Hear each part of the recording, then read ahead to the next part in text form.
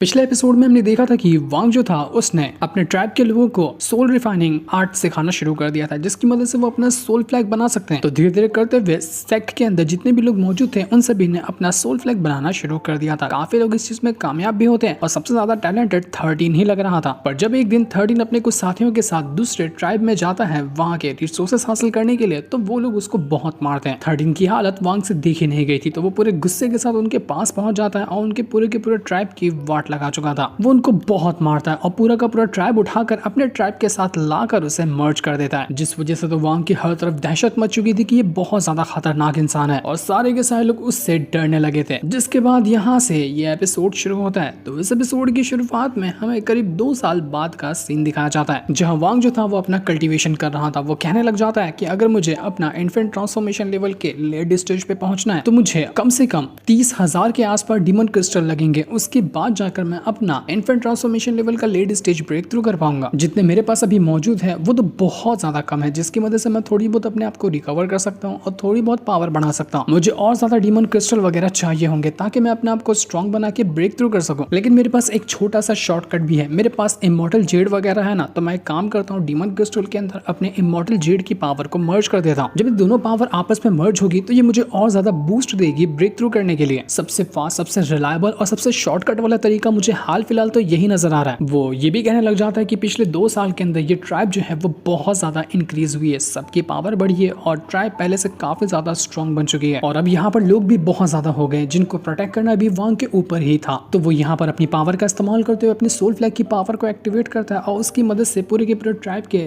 चारों तरफ एक बैरियर क्रिएट कर रहा था ताकि आने वाले खतरों से जितने भी ट्राइब मेंबर हैं वो सभी खुद को बचा सकें। वांग कहने लग जाता है कि मेरे सोल रिफाइनिंग ट्राइब के सारे मेंबर्स, मैंने जो प्रोटेक्शन बनाया है ना, ये ना सिर्फ तुम लोगों को प्रोटेक्ट करेगा आने वाले खतरों से, बल्कि तुम्हारी कल्टीवेशन पावर को भी इंक्रीज करेगा। अपनी सोल पावर को इस प्रोटेक्शन के साथ मर्ज करने की कोशिश करो और जब जब तुम ये करोगे ना तब तक तुम्हारी कल्टीवेशन इंक्रीज होगी, तुम ब्रेक थ्रू करने के एक लेवल और करीब पहुंच जाओगे। इसलिए मेहनत करना और अपने आप को स्ट्रॉन्ग बनाते जाना। सारे के सारे ट्राइब के लोग बहुत ज्यादा खुश हो चुके थे इस चीज को लेकर। तो उनके सोल फ्लैग के अंदर जितनी भी सोल वगैरह मौजूद थी वो सारी की सारी सोल को उसी प्रोटेक्शन बैरियर के अंदर डालकर अपना कल्टीवेशन इंक्रीज करने लग गए थे ताकि उनका सोल फ्लैग भी स्ट्रॉन्ग बन जाए। वहीं हम 13 को भी देखते हैं, जिससे एक बच्चा पूछता है कि ब्रदर 13 कैसा लगता है जब हम सोल फ्लैग बनाना सीखते हैं, तो ये टेक्निक कैसी होती है? लेकिन बेचारे 13 के पास इसका कोई जवाब नहीं था। दूसरा एक बंदा उस बच्चे से कहने लग जाता है कि तुम इससे क्यों पूछ रहे हो, ये तो बिल्कुल यूजलेस बन चुका है, इसके पास अब कोई पावर नहीं रही। जो उस ट्राइब वाले लोगों से मार खाया था ना, उसके बाद से इसकी पावर सारी खत्म हो चुकी है। इसको कुछ नहीं पता कि अब कल्टीवेशन क्या होती है। ये लोग यहाँ पर बातें ही कर रहे थे कि तभी वहां पर भागते हुए एक बहुत ही ज्यादा खतरनाक बीस्ट आकर पहुंच जाता है, जिसने ट्राइब के एक मेंबर को सीधा अपने मुंह के अंदर दबोच लिया था और वो उसको सीधा निगल ही जाता है। बाकी के जितने भी लोग थे वो तुरंत अपनी जान बचाकर इधर उधर भागना शुरू कर देते कि ये कौन सी मुसीबत यहाँ आकर पहुंच गई। जैसे वो बीस्ट उस बच्चे को मारने वाला था कि तभी 13 बीच में आता है और बीस्ट से भिड़ जाता है और बच्चे से कहता है कि निकलो तुम यहाँ से, जब तक मैं इसको संभालता हूँ। 13 उस पावरफुल बीस्ट के साथ वहीं पर फाइट करना शुरू कर चुका था, लेकिन उसके पास पावर तो थी नहीं। इस वजह से वो बीस्ट उसके ऊपर हावी हो जाता है और उसके बाद स्क्रीन ब्लैक आउट हो जाती है क्योंकि ओयांग ने आकर उसको यहाँ पर बचा लिया था बीस्ट का निवाला बनने से। ओयांग उस 13 को वांग के पास लेकर जाता है और उसको सारा माजरा बताता है कि 13 अभी एक पावरफुल बीस्ट से भिड़ चुका था, इसकी जान जाते जाते मैंने इसको बड़ी मुश्किल से बचाया है, लेकिन मुझे आने में थोड़ी सी देरी हो गई जब तक कि उस बीस्ट ने बहुत ज्यादा इंजर्ड कर दिया है 13 को। आपको ही इसे ठीक करना पड़ेगा वरना ये नहीं बच पाएगा। तो वांग कहता है कि ठीक है, तुम लोग यहाँ से चले जाओ, मुझे पता है कि मुझे अब क्या करना चाहिए। वांग अपनी पावर का इस्तेमाल करते हुए 13 को चेक करने की कोशिश करता है कि उसकी हालत अभी कैसी है। वो देखकर पता लगाता है कि इसके सारे के सारे मेडियन तो अभी भी ठीक नहीं हुए, लेकिन इसके अंदर की जो डिमोनिक पावर है ना वो दिन ब दिन बढ़ते ही जा रही है। आखिर इतनी ज्यादा डिमोनिक पावर को ये अपने शरीर के अंदर दबा के कैसे रख रहा है? तो चेक करने के बाद उसकी मेमोरी को वांग को पता चलता है कि ये 13 सोल फ्लैग टेक्निक को तो नहीं कल्टीवेट कर पा रहा, तो वो फोर्सफुली अपने अंदर ही डिमोनिक पावर को भर रहा है क्योंकि इतना जब उसको ताने सुनने मिलते हैं ना कि वो यूजलेस बन चुका है तो वो उससे बर्दाश्त नहीं हो रहा है। इसलिए वो किसी भी हालत में खुद को पावरफुल बनाना चाहता है। अब इसके लिए उसे कोई तरीका क्यों ना अपनाना पड़ जाए उसको फर्क नहीं पड़ता। ये चीज तो बहुत गलत थी, इससे 13 की जान का खतरा हो सकता है, लेकिन वांग कहता है कि ये बंदा बहुत ज्यादा हिम्मत और जोश वाला है। इतनी बुरी हालत हो गई है इसकी, लेकिन फिर भी ये खुद को स्ट्रॉन्ग बनाने के लिए किसी भी हद तक जाने को तैयार है। लेकिन इसके सारे के सारे मेडियन डिस्ट्रॉय हो चुके हैं। अगर मैं उसको कोई टेक्निक भी देना चाहूँ ना तो वो सिर्फ एक ही टेक्निक है जो कि एंशिएंट गॉड की है। उसी की टेक्निक की मदद से बिना मेरिडियन के भी खुद को स्ट्रॉन्ग बना पाएगा, लेकिन एंशिएंट गॉड की टेक्निक ऐसे में किसी को नहीं दे सकता क्योंकि ये टेक्निक मामूली टेक्निक नहीं है, किसी का भी शरीर उसको हैंडल कर सके। क्या पता इससे 13 के शरीर को और ज्यादा नुकसान ही हो जाए, तो मुझे कुछ और करना पड़ेगा। वांग तुरंत अपनी पावर का इस्तेमाल करते हुए पहले तो 13 को यहाँ पर रिकवर करने की कोशिश करता है ताकि जितनी भी उस बीस्ट से मार खाने के बाद चोट लगी थी वो ठीक हो जाए। इस वजह से 13 यहाँ पर खुद में में बहुत अच्छा महसूस कर रहा था, उसको होश भी आ गया था, उसको बहुत अच्छा लग रहा होता है।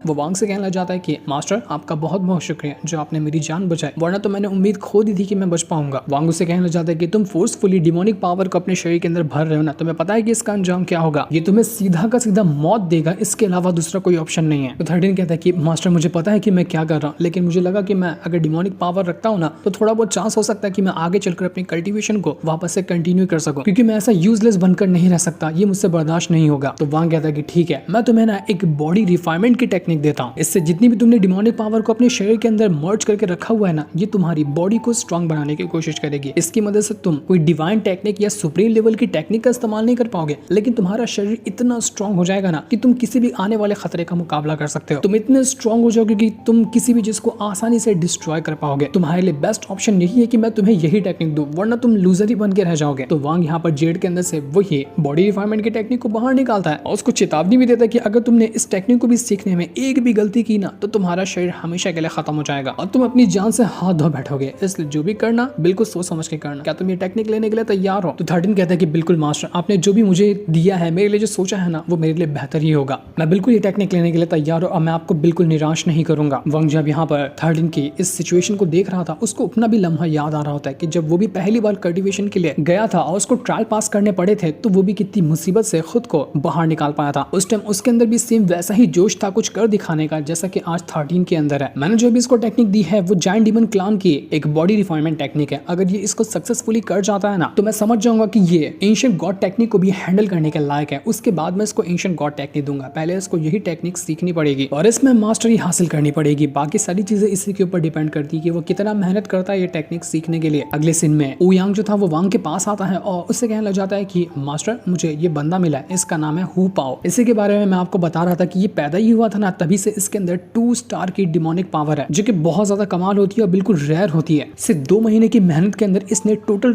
13 सोल फ्लैग को रिफाइन कर लिया। इतना ज्यादा टैलेंट और एक्स्ट्राऑर्डिनरी बंदा है ये भी हमारे ट्राइब को ज्वाइन करना चाहता है। हु पाओ वांग से कहने लग जाता है कि मास्टर, मैं ना एक बार के अंदर 5 अलग अलग तरह की सोल को कंट्रोल कर सकता हूँ, जिनको मैं सभी एक साथ अपने सोल फ्लैग के अंदर डालता हूँ। मेरी सोल फ्लैग के अंदर 5 स्ट्रॉन्ग सोल एक साथ रह सकती है। वो यहाँ पर इस चीज का कारनामा करके भी दिखाता है और एक साथ वो अपनी पावर का इस्तेमाल जैसे ही करता है, उसके सोल फ्लैग के अंदर से 5 अलग अलग तरह की पावरफुल स्पिरिट्स आ जाती है, जो कि बहुत ज्यादा स्ट्रॉन्ग नजर आ रही थी और इन सभी को वो एक बार में कंट्रोल कर सकता है, जो कि बहुत एक्स्ट्राऑर्डिनरी बात है। लेकिन उनमें से एक बीस्ट जो था वो यहाँ पर उसके कंट्रोल से बाहर होते हुए उसके ऊपर अटैक करने की कोशिश कर रहा था। लेकिन तभी वांग अपनी पावर का इस्तेमाल करते हुए उस बीस्ट जो सोल होती है उसको आसानी के साथ कंट्रोल कर जाता है, जिस वजह से उस हु पाओ की जान बच चुकी थी। वांग यहाँ पर जो हु पाओ को देखता है तो वो कहने लग जाता है कि ये बंदा बड़ा टैलेंटेड है। जिस तरह की रेड बटरफ्लाई थी उसने भी बहुत जल्दी अपनी कल्टीवेशन को इंक्रीज कर लिया था, उसी के आसपास का ये भी है। अगर ये मेहनत करे तो ये 100 साल के अंदर जैसे कि रेड बटरफ्लाई ने अपना infant transformation level breakthrough किया था, वैसे ये भी कर सकता है। अगर मैं इसको ऐसे ही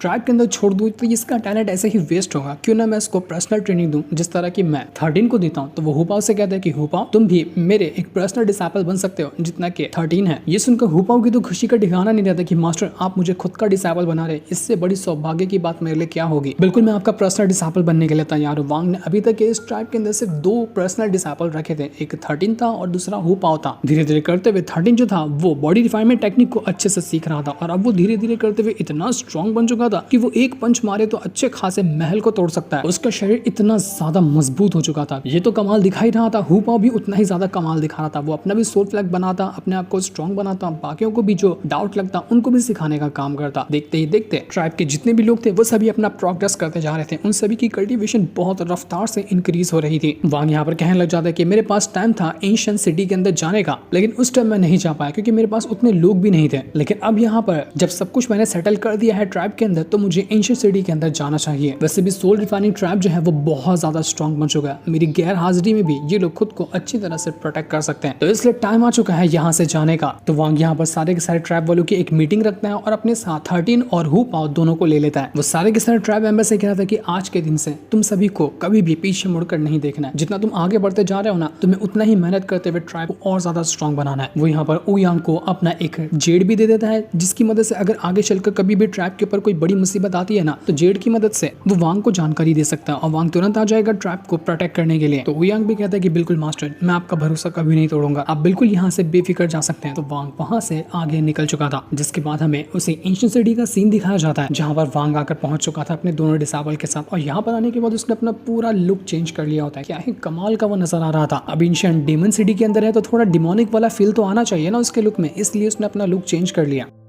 तो वहां पर एक गार्ड था, वो वांग को देखकर कहना चाहता कि अबे तुम लोग हो कौन, तुम लोगों को पहले नहीं देखा क्या, तुम हमारे कमांडर से मिलना चाहते हो, लेकिन तुम इस तरह से नहीं मिल सकते, तुम लोगों को अंदर जाना अलाउड नहीं है। ये सुनकर थर्डीन को गुस्सा आ जाता है कि तूने मेरी मास्टर की बेइज्जती कैसे की। वो एक घसीट के पंच मारता है उसी सिपाही को, लेकिन इसकी मदद से उसको ही उल्टा ज्यादा चोट लगा था और सिपाही को हल्की फुल्की ही चोट लगी होती है। वो सिपाही कहना चाहता है कि तू है कौन, तेरी हिम्मत कैसे हुई जो तूने एंशिएंट डीमन सिटी के सिपाही के ऊपर हमला करने की कोशिश की, तू बचेगा नहीं। वो लोग तैयार हो चुके थे, तो वांग के दोनों डिसेबल भी तैयार हो जाते हैं उनसे लड़ने के लिए, लेकिन वांग कहता है कि रुक जाओ, मैं संभालता हूँ इस मैटर को, क्योंकि तुमने जो पंच मारा है ना वो ठीक तरह से नहीं मारा। बताता हूं तुम्हें कि कैसे पंच मारा जाता है। अगर एक पंच ढंग से मारा होता ना तो पूरा महल टूट गया होता, क्योंकि जितनी तुम्हारी कल्टीवेशन है उसके हिसाब से तुम्हारा पंच कमजोर नहीं होना चाहिए था। जरा मुझे देखो कि मैं कैसे पंच मारता हूँ। वांग की बातें सुनकर सिपाहियों के पैरों तले से जमीन खिसक जाती कि बाप रे, अब तो ये हमें पंच मारने वाला है, इसका पंच कितना ज्यादा स्ट्रॉन्ग होगा। वो सिपाही अपनी पावर का इस्तेमाल करते हुए वांग के ऊपर अटैक करने की कोशिश करते हैं ताकि उसको पंच मारने से पहले उसको रोक दिया जा सके। लेकिन वांग जैसे अपनी पावर को एक्टिवेट करता है और अपना जैसे ही वो पंच तैयार करने के बाद उसने एक ही घसीट के पंच क्या मारा था कि मानो यहाँ पर भूकंप आ गया हो। ऐसी लाइटनिंग की पावर उसके पंच के अंदर से बाहर निकलती कि सब लोग गायब हो चुके थे, पूरा धुआं धुआं हो गया। पता ही नहीं चला कि सिपाही गए तो गए कहाँ, पूरा गेट टूट गया और सब पूरी जगह खाली हो चुकी थी। वहां क्या था कि पता है ना, कल्टीवेशन के रास्ते में जिसके पास पावर हो उसी को रिस्पेक्ट मिलती है। तुम्हें अपनी रिस्पेक्ट कमानी पड़ती है अपनी पावर के बलबूते पर। इस बात को हमेशा याद रखना और डरना तो कभी भी नहीं, चाहे तुम्हारी आखिरी सांसें क्यों ना चल रही हो। क्या मेरी बात तुम दोनों को समझ में आई? तो वो दोनों वांग से कहना चाहते कि बिल्कुल मास्टर, जैसा आपने कहा हम समझ चुके हैं। पर तब वहां पर आती है